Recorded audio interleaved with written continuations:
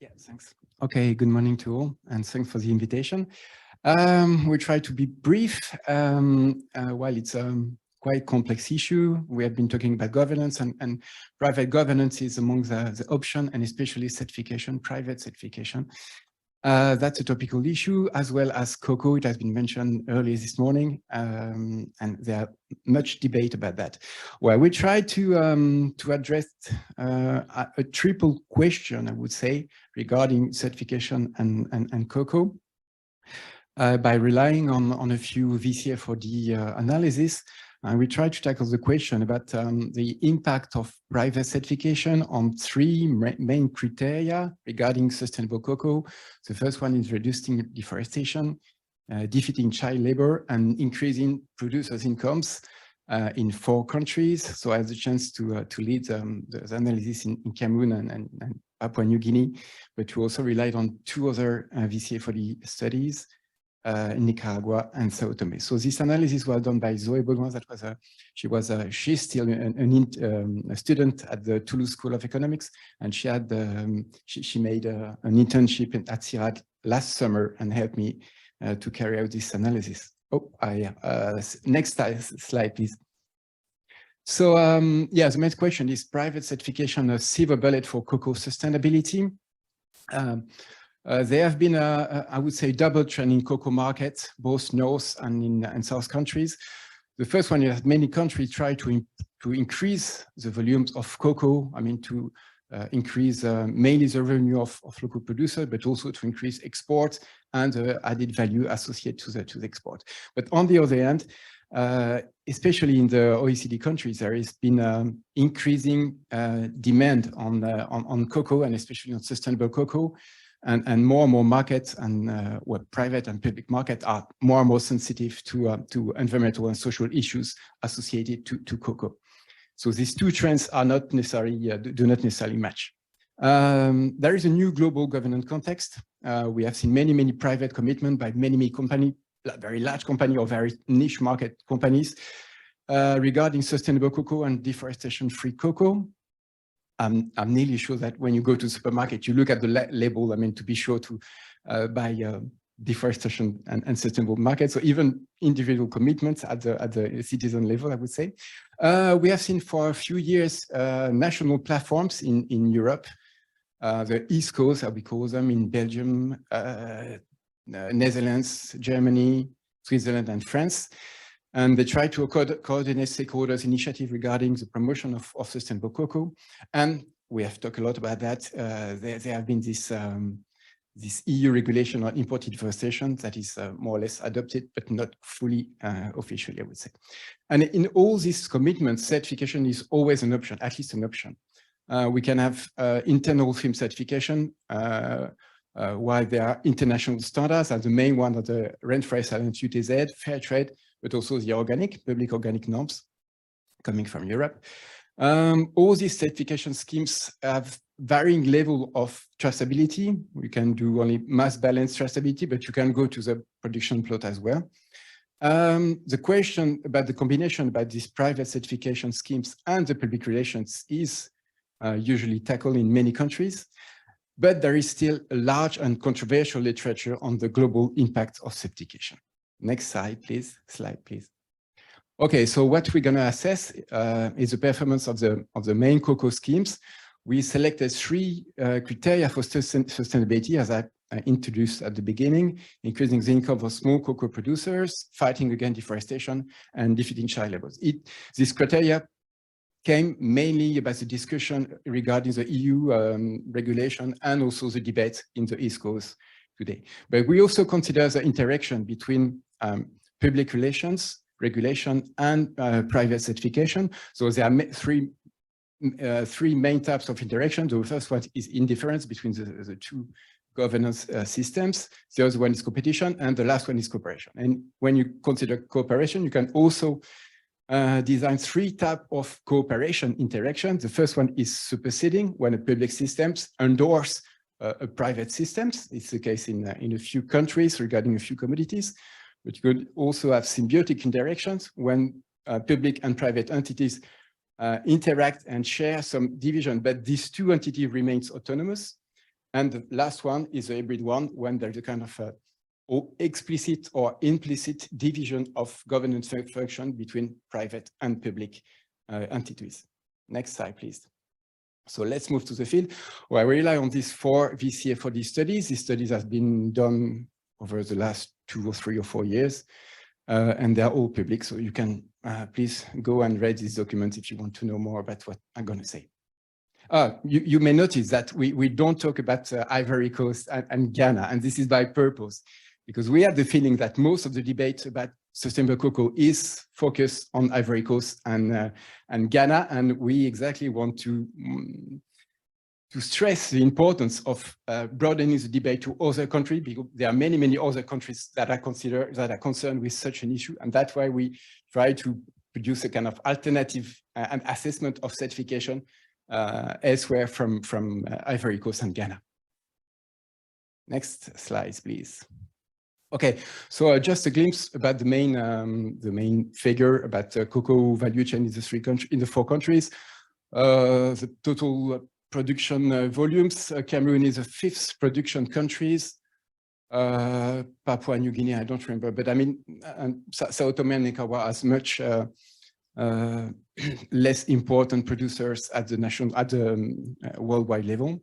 The percentage of certified cocoa, it varies between 7% and 54% in Nicaragua.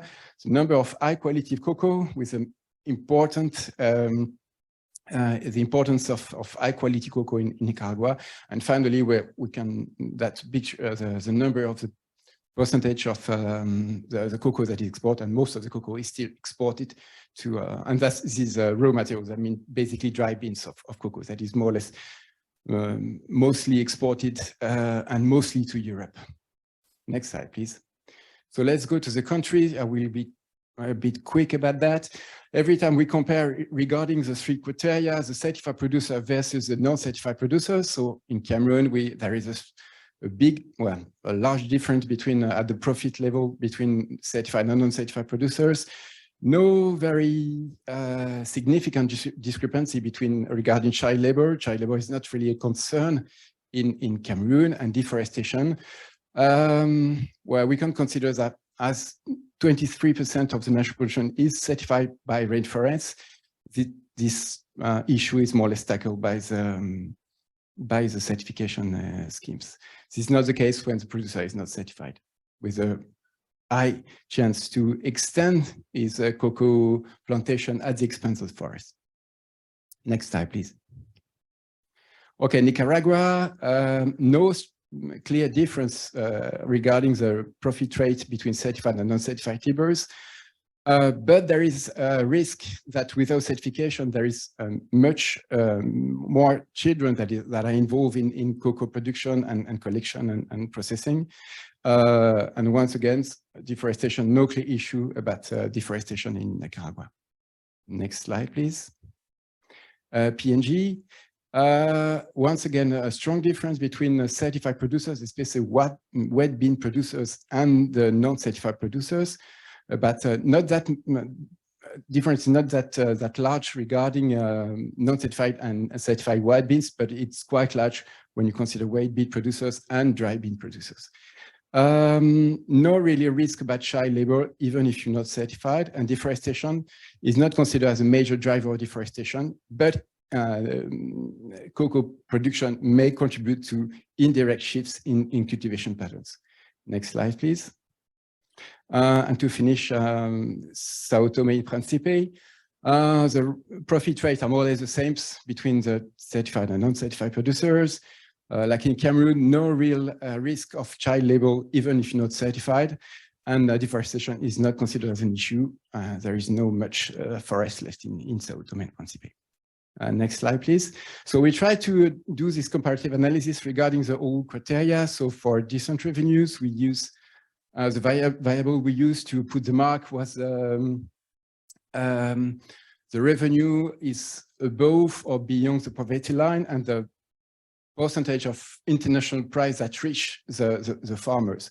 So we see a clear difference, especially regarding Cameroon and PNG. So the blue line is a certified Cocoa, while the orange line is a non-certified cocoa, but no difference regarding revenues for STP and Nicaragua. Next, child laborers, where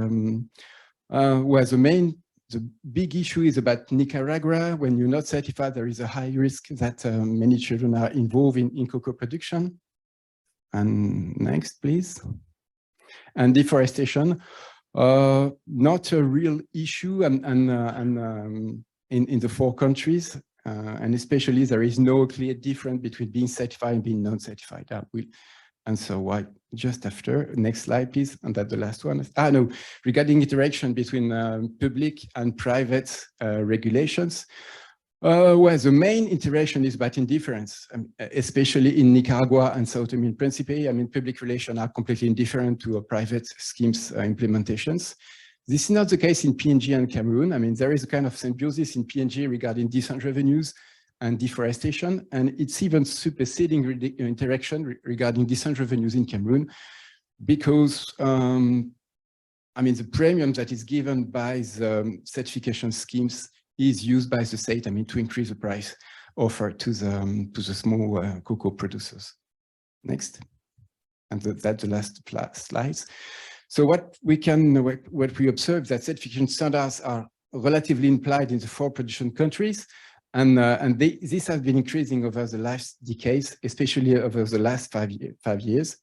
There is a current overproduction of certified cocoa. I mean, we don't know exactly the percentage, but a certain percentage of certified cocoa is not sold as certified cocoa because the offer is beyond the demand. But the implementation of the coming European regulation about imported deforestation may change these things. The performance of sustainability certification is limited when the country relies on the quality of the produce and exports small volumes of cocoa. This is clearly the case with Nicaragua and Sao Tome and Principe, and where there are few or no natural forests left. Once again, this is the case in Sao Tome and in Nicaragua. It's not the case in PNG and Cameroon. Private certification plays a complementary role to public relations in high deforestation risk, PNG and cocoa and Cameroon, sorry.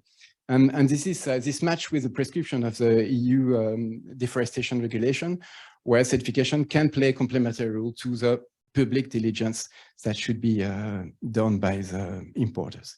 And finally, a few words on certification standards. They still present conceptual and operational gaps due to the historical roots in West Africa. What we notice is that there is probably too much importance on child labor because it's a real issue in Ivory Coast and Ghana, but it's less an issue in many other countries. And we don't see the last line. It's the opposite problem with deforestation, where it's not really considered as an issue in Ivory Coast and Ghana, while it is a very important deforestation. So we should probably these standards should put more importance of better definition of what deforestation is and what forest degradation would be. And that's the end. Thanks a lot.